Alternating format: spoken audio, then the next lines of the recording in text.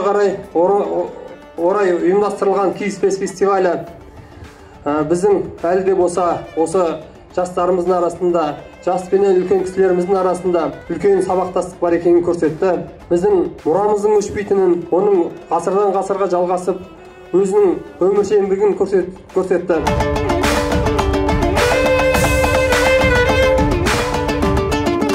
800 мың теңгенің сертификаты. Біз үшін барлық топқа алғыс білдіре отырып отбасыларымызға бақыт берейік. Керемет дайындалдық енді. Бізде жақсы білетін қатысуды, киіз басуды білетін әжелер қатысқан болады. Сол әжелер өз қолдарымен басқан, біледі, сол кісілерді жинап ұйымдастырып, дайындалып келген болатынбыз. Осындай фестивальдар ұйымдастырылмаса да, күнделікті үй жағдайында осылай киіздер қолданылса деген ойдамын. Ұмытылып бара жатқан дәстүрлердің бәрі қайта жаңарғанын тілеймін.